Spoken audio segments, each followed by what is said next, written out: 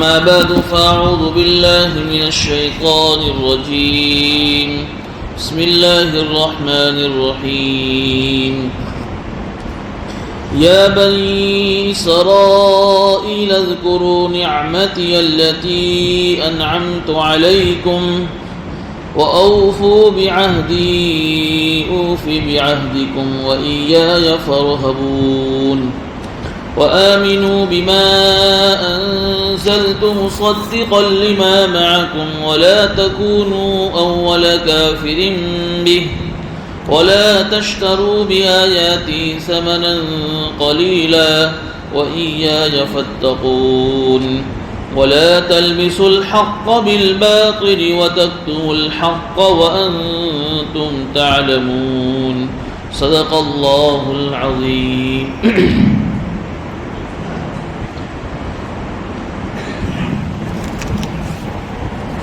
سورہ بقرہ کے رکو نمبر 5 کی تلاوت کی گئی ہے. جیسا کہ گزشتہ درس میں آپ کو بتایا تھا کہ اب یہ رکو نمبر 5 سے لے کر یہ پورے پہلے پارے تک بنی اسرائیل کے تفصیلی حالات کو اللہ بیان فرمائیں گے.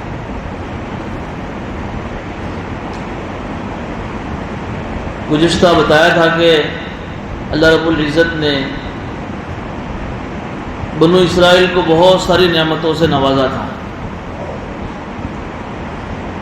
ہزاروں کی تعداد میں ان کی قوم کے اللہ نے نبیوں کو بھیجا، اور کچھ نبی تو ایسے بھی گزرے ہیں کہ جو نبی ہونے کے ساتھ ساتھ بادشاہ بھی تھے، جیسے داؤد علیہ السلام، جیسے سلیمان علیہ السلام،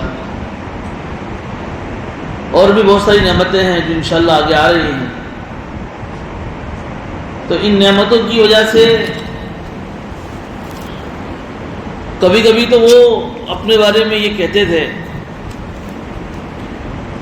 نحن احباؤ نحن ابناء اللہ واحباؤ، کہ ہم تو اللہ کے بیٹے اور اللہ کے چہیتے ہیں. یعنی اللہ نے ہم کو دنیا میں اتنا نوازا ہے، اور دنیا میں اللہ نے ہم کو اتنی عزت، دولت، شہرت، بادشاہت، نبوت. اس کا مطلب یہ ہے کہ آخرت میں ہم کبھی جہنم میں جائیں گے نہیں. جہنم ہمارے لیے اللہ نے بنائی نہیں. ہم تو اللہ کے چہیتے اور اللہ کے بیٹے ہیں، سیدھے جنت ہمارے لیے ہی ہیں. یہ ان کا دعویٰ تھا. لیکن پھر دھیرے دھیرے جب آدمی بہت زیادہ نعمتوں میں رہتا ہے تو نعمتیں آدمی کو غافل کر دیتی ہیں. اتنی غافل کرتی ہیں کہ آدمی نعمت دینے والے کو بھول جاتا ہے، اور اس نعمتوں کو آدمی اپنا حق سمجھتا ہے، اپنا کمال سمجھتا ہے، اپنی صلاحیتوں کے بل بوتے پر، اپنی عقل کے بل بوتے پر. تو ان نعمتوں کی وجہ سے کہ اتنے غافل ہوئے کہ اس غفلت کی وجہ سے ان میں ایسی خرابیاں اور ایسی برائیاں جنم لینے لگی کہ جس کی وجہ سے قرآن کریم کے اندر اللہ رب العزت نے ان کی نبیوں کی زبانوں پر ان کے اوپر لعنتیں برسائی تھیں. جو قوم جس کو اللہ نے اتنا نوازا، لیکن جب اس نعمتوں کا صحیح استعمال نہیں کیا تو پھر ان نعمتوں کی صحیح استعمال نہ کرنے کی وجہ سے وہ لعنتوں کی مستحق ہوئی. لعن الذین کفروا علی بنی اسرائیل علی داؤد لسان، سورہ جو ہے 7 پارے میں ہے. بہت ساری نبیوں کی زبان اللہ نے ان کے اوپر لعنت. بلکہ ہم جب سورہ فاتحہ پڑھتے ہیں تو سورہ فاتحہ کی آخری جو 2 آیتیں ہیں، غیر المغضوب علیہم، جو آخری آیت ولا الضالین، اس میں ان دونوں کا تذکرہ ہے، یہودیوں کا بھی اور عیسائیوں کا بھی. اللہ نے سامنے دعا کی اہدنا الصراط المستقیم، اللہ تو ہمیں سیدھا راستہ بتا. کیسا سیدھا راستہ؟ صراط الذین انعمت علیہم، کہ جن سیدھے راستوں پر چلنے والے کے اوپر تو نے انعام فرمایا ہے. وہ کون لوگ ہیں؟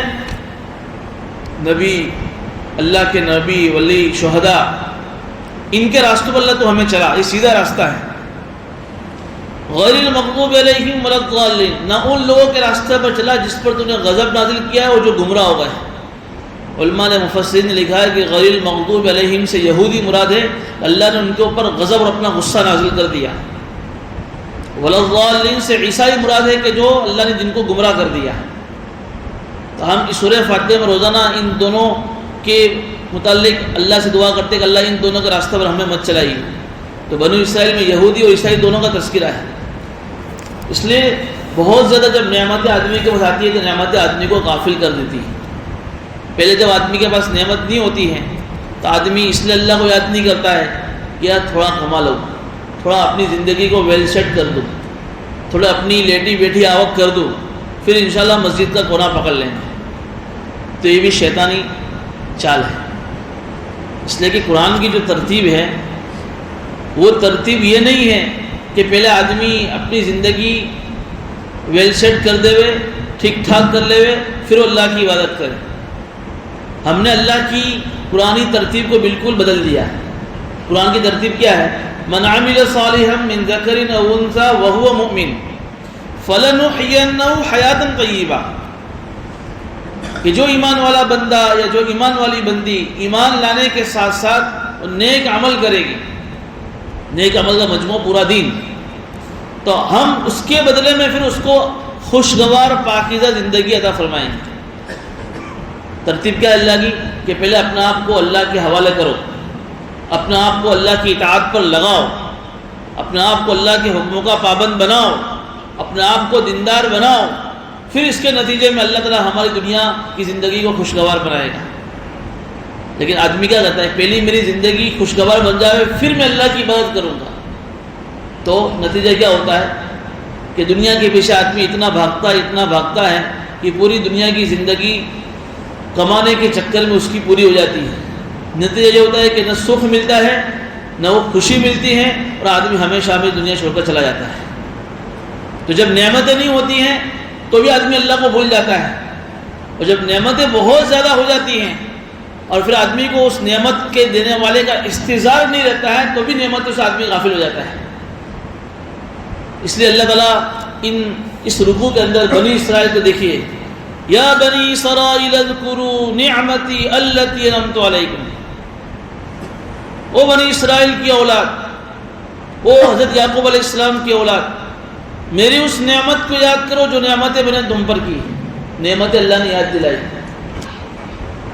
تو تمہارے اندر نعمتوں کا یاد نہ ہونے کی وجہ سے اتنا بگاڑ آ گیا ہے کہ تم جو ہے میرے سارے حکموں کو بھول بیٹھے ہو۔ یہاں دیکھیے، یا بنی یعقوب نے کہا، میں نے گزشتہ بھی کہا تھا کہ اسرائیل حضرت یعقوب علیہ السلام کا دوسرا نام ہے۔ اسرائیل یہ عبرانی زبان کا لفظ ہے جس کو ہم انگریزی میں ہیبرو لینگویج کہتے ہیں، جس میں اس کا ترجمہ ہوتا ہے اللہ کے بندے۔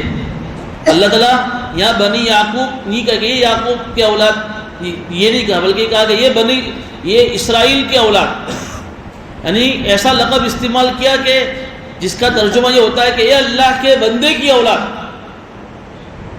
یہ ان کو ایک طریقے سے ابھارا جا رہا ہے کہ تمہارے باپ، تمہارے دادا حضرت یعقوب علیہ السلام تو اللہ کے بندے تھے، اللہ کی بندگی کرنے والے تھے، اور تم ان کی اولاد ہو کر ایسی حرکتیں کرتے ہو، تمہیں شرم آنی چاہیے۔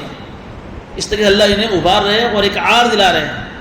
جیسے ایک بڑے بزرگ کا بیٹا اگر نافرمان ہو جاوے تو کوئی اس کو نصیحت کرتے ہوئے کہ اے اللہ کے ولی کے بیٹے، تو ایسا کرتا ہے نہیں، تیرا باپ تو اللہ کا ولی ہے، تیرا باپ تو اتنا بڑا ہے اور تو ایسے دھندے کرتا ہے، تو وہ اس کے بیٹے کو اکسانے کے لیے ہوتا ہے کہ تیرے لیے یہ حرکتیں مناسب نہیں ہیں۔ یہی اللہ نے یہاں انداز اختیار کیا ہے، یہ اللہ کے بندوں کی اولاد، اذکروا نعمتی التی انعمت علیکم، کہ میری ان نعمت کو یاد کرو جو میں نے تم پر کی تھی۔ وہی نعمت ہے کہ اللہ نے تمہارے اندر ہزاروں کی تعداد میں نبی بھیجے، اس میں بادشاہ بھی ہے، عزت دی، مال دیا، دولت دی، شہرت دی۔ پھر اللہ تعالیٰ نعمتوں کو یاد دلا کر ان کو ایک اپنا وعدہ یاد دلا رہے، وَأَوْفُوا بِعَهْدِي أُوفِ بِعَهْدِكُمْ، کہ اور میرے اس وعدے کو اور میرے اس عہد کو پورا کرو تو میں تمہارے اس عہد کو پورا کروں گا۔ یہ سورہ بقرہ کے اندر جس عہد کا یہاں تذکرہ ہو رہا ہے، اس کا تذکرہ سورہ مائدہ میں ہے، چونکہ یہ تو حضور اکرم صلی اللہ علیہ وسلم کے اوپر قرآن نازل ہو رہا ہے، اور ان کے زمانے کے یہودیوں کو اللہ تعالیٰ کہہ رہے ہیں اور یہ جو وعدہ اللہ نے لیا تھا ہزاروں سال پہلے ان کے نبیوں سے لیا تھا اور نبیوں کی امتوں سے لیا تھا نبیوں کے ذریعے سے. تو یہ وعدہ اللہ تعالیٰ ان کو یہاں یاد دلا رہے ہیں. وَلَقَدْ أَخَذَ اللَّهُ مِيثَاقَ بَنِي إِسْرَائِيلَ وَبَعَثْنَا مِنْهُمُ 12 نقیبا. اس پوری آیت میں وہاں اللہ نے ان کے نبیوں کی زبانی ان کی پوری امتوں سے بنی اسرائیل سے یہ وعدہ لیا تھا. بہت سارے وعدے ہیں. لَئِنْ أَقِمْتُمُ الصَّلَاةَ وَآتَيْتُمُ الزَّكَاةَ وَآمَنْتُمْ بِرُسُلِي کہ تم نماز بھی پڑھو گے روزہ بھی رکھو گے. اس میں ایک وعدہ یہ بھی تھا وَآمَنْتُمْ بِرُسُلِي کہ میرے جتنے بھی نبی آئیں گے دنیا کے اندر ان تمام نبیوں پر رسولوں پر تم ایمان لاؤ گے. یہ اللہ نے بنی اسرائیل سے وعدہ لیا تھا. لیکن جب آخری نبی حضور اکرم صلی اللہ علیہ وسلم جب مدینہ منورہ ہجرت کر کے جب تشریف لائے اور نبوت کا اعلان کیا کہ میں نبی ہوں، تو اس مدینہ کے اندر جو رہنے والے جو یہودی تھے انہوں نے اللہ کے نبی کو نبی ماننے سے انکار کر دیا، جس کا میں نے پورا پس منظر گزشتہ بیان کیا تھا کہ انہوں نے اللہ کے نبی کو نبی آخری نبی اس لیے نہیں مانا کہ وہ بنو حضرت یعقوب علیہ السلام کی خاندان کے اندر 4,500 نبی آئے حضرت عیسیٰ علیہ السلام تک، لیکن آخری جو نبی آئے وہ حضرت ابراہیم علیہ السلام کے دوسرے جو اولاد ہے حضرت اسماعیل اسلام کے خاندان سے آئے، بنو اسماعیل میں سے آئے. تو ان کو یہ حسد ہوا کہ یہ ہمارے آخری نبی بھی ہمارے خاندان میں سے آنے چاہیے. تو انہوں نے اس حسد کی بنیاد پر آخری نبی کو نبی ماننے سے انکار کر دیا. جب انکار کیا تو آپ کو یہ مسئلہ معلوم ہونا چاہیے کہ ایک آدمی حضور اکرم صلی اللہ علیہ وسلم کو نبی مانے اور آخری نبی نہ مانے تو وہ بھی مسلمان نہیں.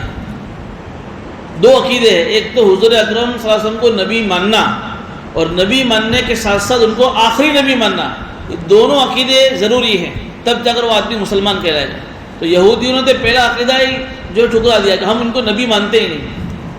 حالانکہ تورات کے اندر حضور اکرم صلی اللہ علیہ وسلم کے جو اوصاف بیان کیے تھے کہ ان کا چہرہ کیسا ہوگا، ان کے جو ہے چلنے کی جو ہے عادت کیسی ہوگی، وہ کیسے کھائیں گے کیسے پئیں گے، چہرہ کیسا کان کیسا، سب چیزیں انہیں معلوم تھی.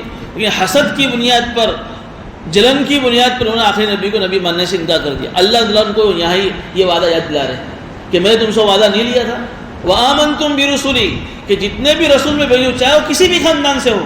یہ کوئی ضروری تھوڑا ہے کہ تم کہو میں اسی خاندان میں بھیجوں، اور یہ بھی کوئی ضروری تھوڑا ہے کہ 4,500 میں نے تمہارے خاندان میں سے نبی بھیجے اور آخری نبی میری مرضی کسی اور خاندان میں سے میں بنا کر بھیجوں.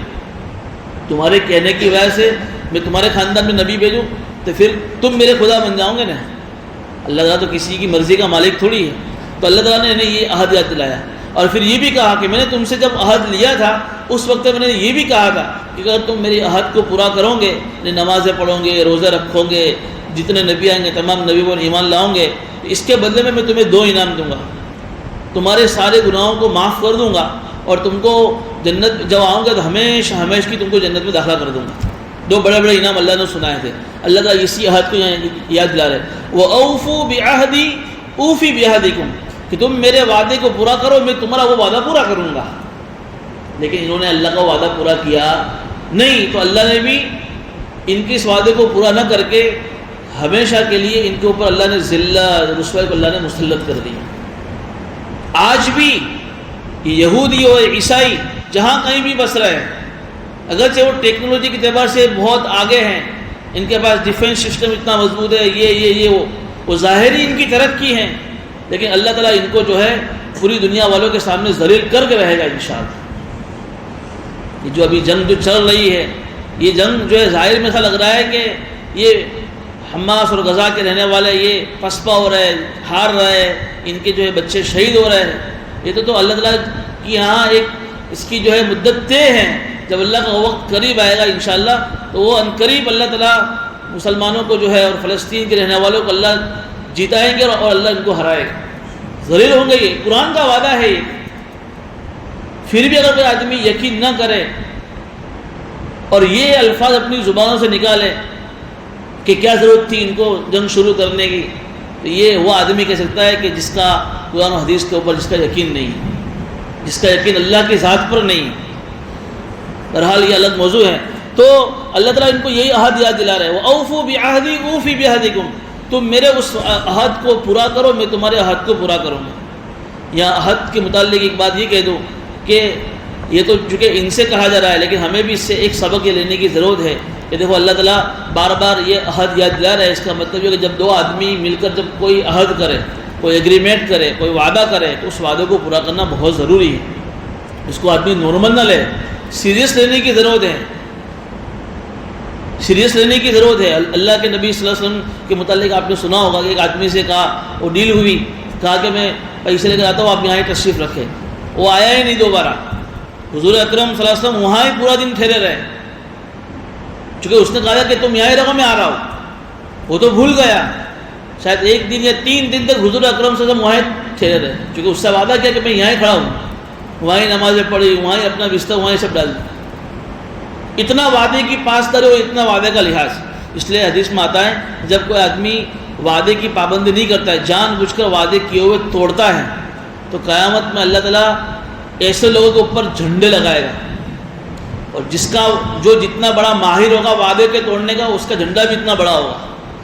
اور اس کا مطلب یہ ہوگا کہ اللہ تعالیٰ ان کو پوری قیامت کے اندر پوری انسانیت کے سامنے اللہ ان کو رسوا کرے گا. لوگ سمجھ جائیں گے کہ اس کے اوپر اتنا بڑا جھنڈا ہے، سمجھو کہ دنیا میں سب سے بڑا یہ وعدہ خلافی کرنے والے.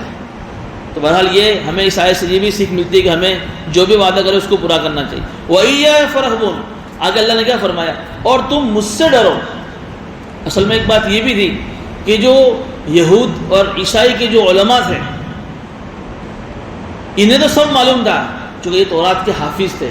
جیسا ہمارے یہاں قرآن کے حافظ کو حافظ صاحب کہتے ہیں، تو یہ علماء، یہود کے جو علماء تھے جن پر تورات نازل ہوئی اور جن پر جو ہے انجیل نازل ہوئی، یہ انجیل کے اور تورات کے بڑے بڑے حافظ اور عالم تھے. یہ انہیں تو سب معلوم تھا، چونکہ تورات پہ سب سن چکے تھے.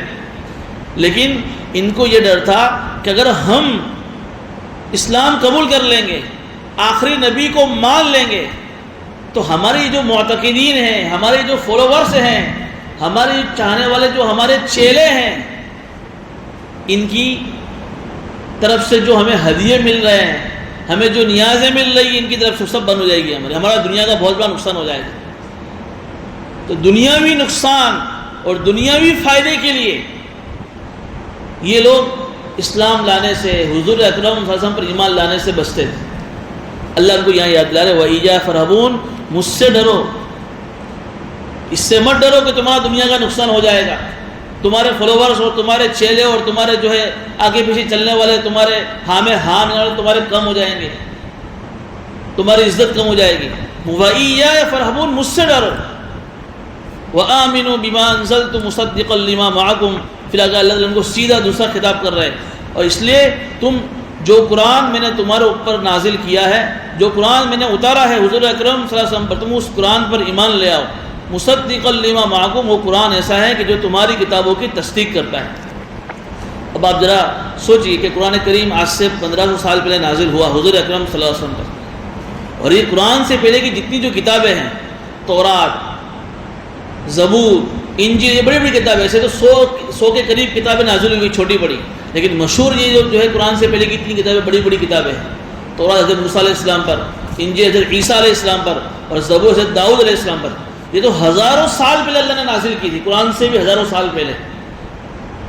تو قرآن کریم جب نازل ہوا، تو قرآن کریم جب نازل ہوتا تھا تو قرآن کریم کے اندر اللہ تعالیٰ نے بہت ساری آیتوں میں یہ لفظ استعمال کر، آپ سنیں گے مصدقا لما معکم، مصدقا لما معکم. ایسا نہیں ہے کہ تم پر اللہ نے جو کتابیں نازل کی تھی قرآن اس کتاب کو جھٹلاتا ہو، ایسا نہیں. دنیا والوں کا تو حال کیسا ہے کہ ابھی کوئی آدمی کسی عہدے پر بیٹھا ہوا ہے، کئی سالوں کے بعد وہ عہدہ اس کے ہاتھ سے چلا گیا، اور اس عہدے پر دوسرا آدمی آیا، تو دوسرا آنے والا پیچھے والے آدمی کی ہمیشہ برائی کرتا ہے، وہ ایسا تھا، وہ ایسا تھا، وہ ایسا تھا. قرآن کا معاملہ ایسا نہیں، نبیوں کا معاملہ ایسا نہیں. جتنے بھی نبی دنیا میں آئے، ان نبیوں نے آنے کے بعد پیچھے گزرے ہوئے نبیوں کی کبھی کوئی برائی بیان نہیں کری. قرآن جب نازل ہوا تو قرآن نے کبھی دوسری کتابوں کبھی نہیں جھٹلایا بھئی ایک تورات غلط کتاب تھی، انجیل غلط کتاب تھی، بلکہ یہ ساری کتابیں کی تصدیق کرتی ہے قرآن. ہاں اتنی بات ضرور ہے کہ ابھی فی الحال کی جو تورات ہے، ابھی فی الحال کی جو انجیل، جو بائبل ہے، یہ سب بدل گئی ہے. یہ صرف قرآن ایک کسی کتاب ہے کہ جس کو اللہ نے، جس کی حفاظت کا وعدہ اللہ نے کیا ہے. باقی یہ کتابیں آج سے 10 سال پہلے کی آپ تورات دیکھیے، 20 سال پہلے کی تورات دیکھیے، اس میں کچھ الگ تبدیلیاں ہیں. 30 سال پہلے کی تورات بائبل دیکھو، اس میں الگ تبدیلیاں ہیں. بلکہ خود ان کے جو یہود اور ان کے جو عیسائیوں کے جو پادری، جو پوپ، وہ خود کہتے ہیں یہ اوریجنل بائبل نہیں ہے، یہ اوریجنل تورات اور یہ زبور اور انجیل نہیں ہے، یہ بدل گئی ہے۔ اس لیے قرآن یہ جو کہہ رہا ہے کہ وَآمِنُوا بِمَا أَنزَلْتُ مُصَدِّقًا لِمَا مَعَكُمْ، کہ تم اس قرآن پر ایمان لاؤ جو قرآن تمہاری کتابوں کی تصدیق کرتا ہے۔ اس کا مطلب یہ نہیں کہ آج جو تورات، زبور، جو بائبل ہے ہم اس کو پوری مانیں گے، یہ مانیں گے کہ بھئی اللہ کی کتابیں تھیں لیکن یہ بدل گئی ہے۔ تو ان کو یہی کہا جا رہا ہے کہ تم نبی پر ایمان لاؤ، قرآن پر ایمان لاؤ، وہ قرآن ایسا ہے جو تمہاری پچھلی کتابوں کی تصدیق کرتا ہے، اس کی سچائی بیان کرتا ہے۔ وَلَا تَكُونُوا أَوَّلَ كَافِرٍ بِهِ، اور تم سب سے پہلے انکار کرنے والے مت بنو۔ اس لیے کہ پورے عرب کے اندر، مکہ لے لو، مدینہ لے لو، پورا عربستان جو جزیرۃ العرب ہے، اس کے اندر یہ یہودی اور یہ عیسائی، ان کو لوگ علم والا سمجھتے تھے، لوگ صاحب کتاب، اہل کتاب سمجھتے تھے، بھئی یہ کتاب والے ہیں۔ چونکہ مکہ کے اندر بھی جو بڑے بڑے مشرک تھے وہ تھے بت پرست، لیکن ان کے اوپر کوئی کتاب نازل نہیں ہوئی تھی۔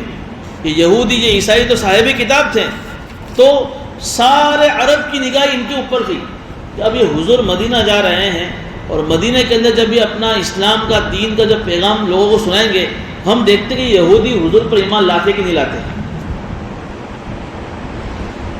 اور پھر ہم فیصلہ کریں گے اگر یہ اہل علم اور یہ پڑھے لکھے لوگ اگر اس پر ایمان لے آتے تو ہم بھی حضور پر ایمان لے آئیں۔ اس لیے کہ کسی سماج کے اندر یا کسی معاشرے میں، کسی سوسائٹی میں پڑھے لکھے لوگ، اچھے بڑھے لوگ اگر وہ کسی بات کو ایکسیپٹ کر لے تو ان کے پیچھے چلنے والا مجمع بھی اس بات کو قبول کر لیتا ہے، لیکن اگر وہی اس کی مخالفت کرے، وہی اس بات کو نہ مانے، ان کے پیچھے جو چلنے والا جو جاہل، جو ان پڑھ طبقہ ہوتا ہے وہ بھی بات کو نہیں مانے۔ تو اللہ تعالیٰ نے یہ کہا کہ تم اگر انکار کرو گے تو تمہارے پیچھے جتنے بھی لوگ انکار کریں گے سب کا گناہ تمہارے اوپر ملے گا۔ تو وَلَا تَكُونُوا أَوَّلَ كَافِرٍ بِهِ، اور تم سب سے پہلے اس قرآن کا انکار کرنے والا مت بنو۔ اسی سے اللہ کے نبی صلی اللہ علیہ وسلم نے ایک حدیث شریف ارشاد فرمائی کہ من سن سنتاً حسنتاً، ایک آدمی اگر سماج میں، معاشرے میں، سوسائٹی میں، دین کے اندر کوئی اچھا طریقہ چالو کرتا ہے، من سن سنتاً حسنتاً، کہ کوئی اچھا طریقہ اس نے چالو کیا، ایجاد کیا، لوگوں کو بتایا، اور خود اس پر بھی چل رہا ہے اور لوگوں کو اس پر چلا رہا ہے، تو خود کو بھی اس اچھے طریقے پر چلنے کا ثواب ملے گا، اور جتنے لوگ اس طریقے پر چلیں گے سب کا ثواب اس کو ملے گا۔ چونکہ یہ آدمی ذریعہ بنا کسی نیک کام کی شروعات کا، کسی اچھے کام کی شروعات کا۔ مثال کے طور پر ایک آدمی نے شروعات کری کہ بھئی میں یہ چاہتا ہوں کہ بھئی میں کسی غریب کی مدد کروں، کسی بیوہ کی مدد کروں، کسی یتیم کی مدد کروں۔ اس کے لیے اس نے کوئی ایسی پلاننگ بنائی، اور اس کی پلاننگ لوگوں کو اتنی پسند آئی کہ لوگ اس کے ساتھ جڑتے گئے، اور پھر اس کے ساتھ جڑنے کی وجہ سے ہزاروں لوگوں نے اس میں حصہ لیا، اور پھر ایک بڑے تعداد میں اس کے ذریعے سے اللہ تعالیٰ نے غریبوں کے، یتیموں کے لیے ایک مدد کا سلسلہ اللہ نے شروع کر دیا۔ اب جتنے لوگ بھی اس اسکیم میں حصہ لیں گے سب کا سب کس کو ملے گا؟ اس پہلے والے آدمی کو جس نے اچھی اسکیم بنائی کہ بھائی وہ کتنی اچھی اسکیم ہے۔ وہ آدمی دنیا سے چلا بھی جائے گا، لیکن جتنے لوگ اس کی اسکیم کو فالو کریں گے، اس پر عمل کریں گے، اچھا طریقہ ہے، اس کے ذریعے سے لوگوں کا فائدہ ہو رہا ہے۔ دوسری طرف اللہ کے ہمارے کس نے کوئی برا طریقہ ایجاد کیا، کوئی خراب رواج اس نے جو ہے پیدا کیا، اور سارے لوگ اس کے اوپر چل پڑے، خود اس نے بھی اس برے رواج پر عمل کیا اور سارے لوگوں نے دیکھا دیکھی اس پر عمل کیا، تو سارے لوگوں کا گناہ اس کو ملے گا۔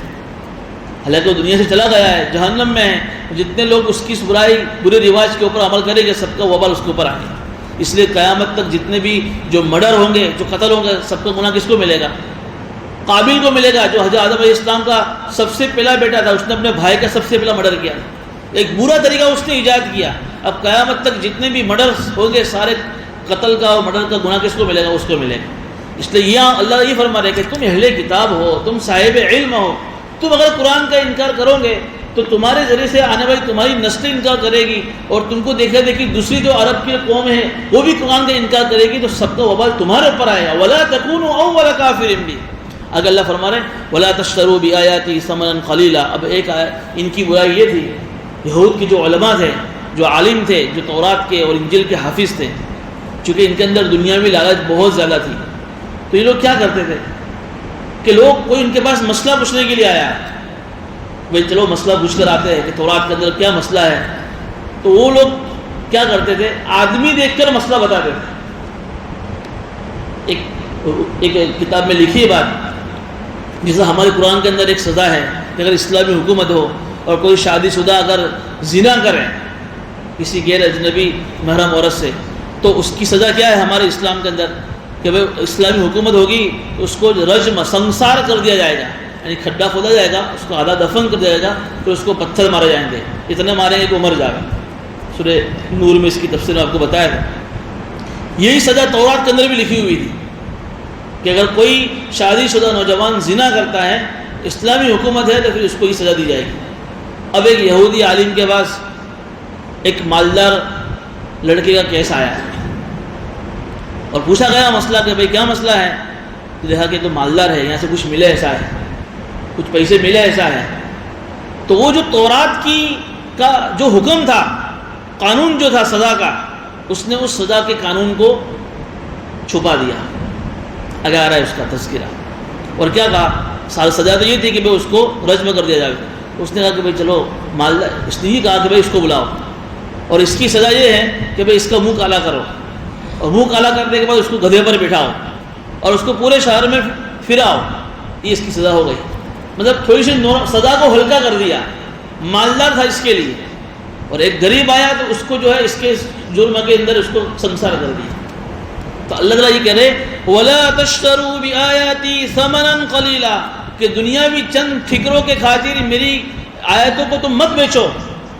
بیچ دیتے تھے، چھپا دیتے تھے، دنیاوی مال مل رہا ہے، دنیاوی فائدہ حاصل ہو رہا ہے۔ اللہ کہہ رہے کہ وَلَا تَشْتَرُوا بِآيَاتِي ثَمَنًا قَلِيلًا کہ تھوڑے سے مال کی لالچ میں میری آیتوں کو مت بیچو۔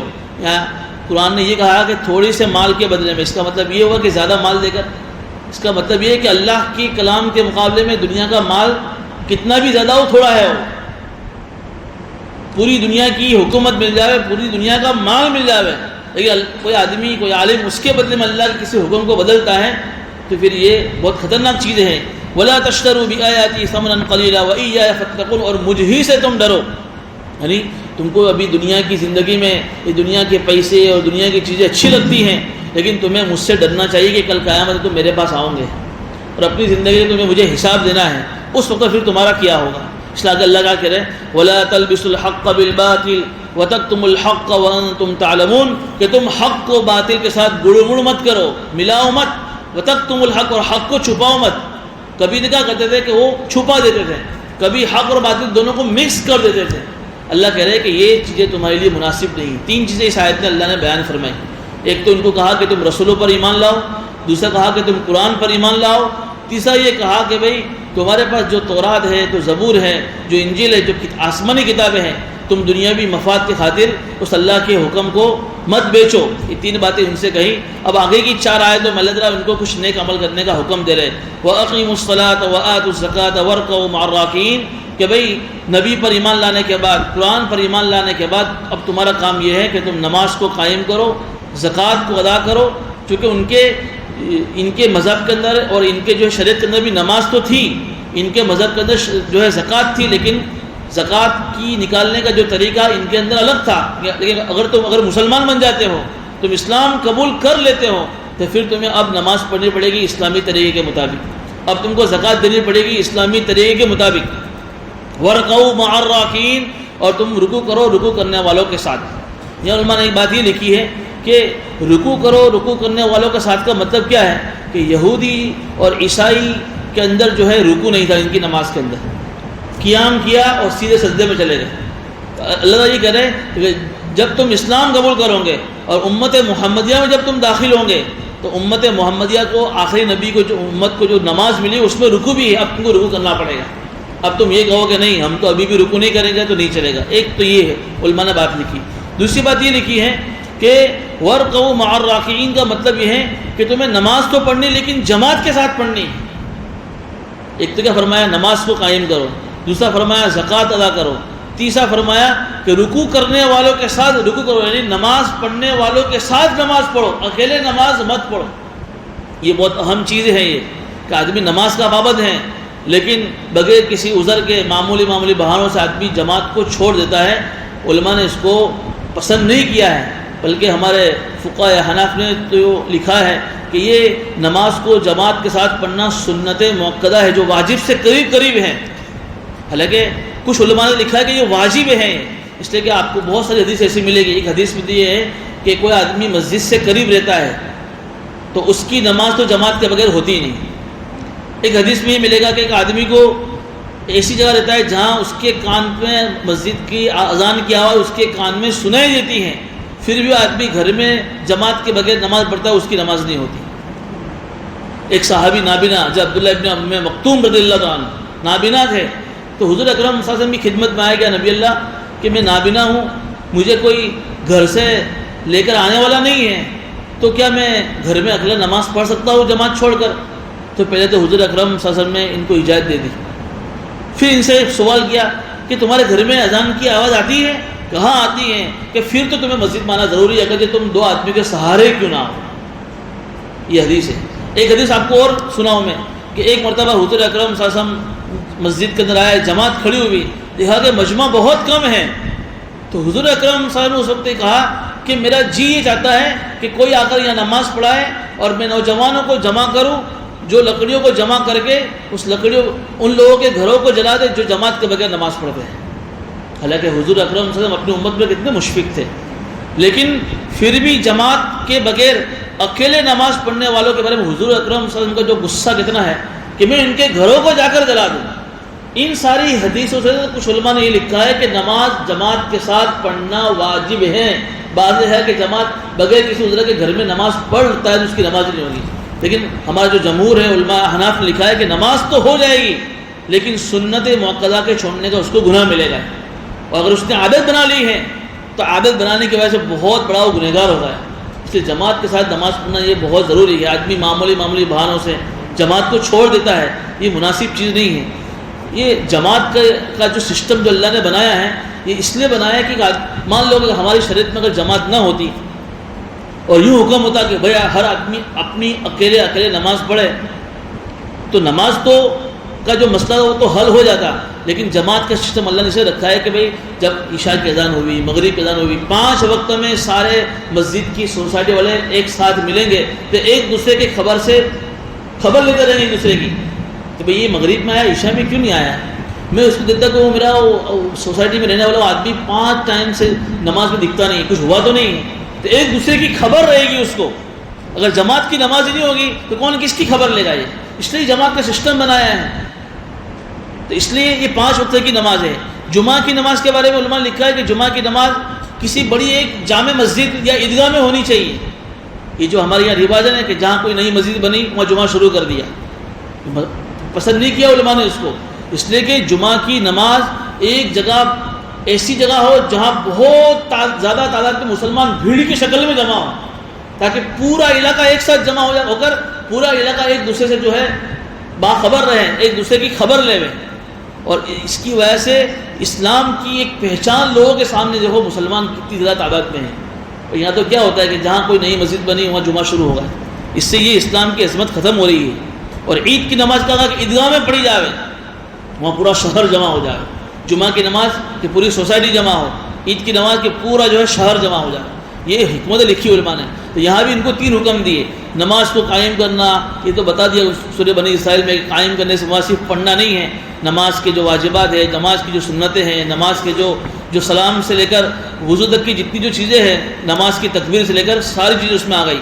ہم نے جو جمعہ کے اندر یہ مضمون شروع کیا ہے کہ نماز کو صحیح کرنا کتنا ضروری ہے، نماز کو قائم کرنے سے کیا مراد ہے، تو ہم نے استنجا کا بیان بھی لیا، وضو کا بیان بھی ابھی چل رہا ہے ہمارا، کہ بھئی نماز سے پہلے استنجا بھی ہمارا صحیح ہونا چاہیے، نماز سے پہلے ہمارا وضو بھی صحیح ہونا چاہیے، تب جا کر نماز نمبر 3 پر آ رہی ہے۔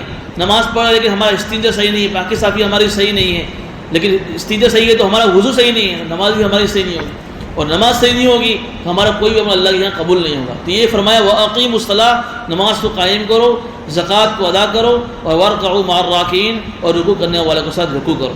اب اس کے بعد 3 حکم اور بھی انشاءاللہ آگے بیان کیے جائیں۔ اللہ پاک ہمیں اس بات کو عمل کی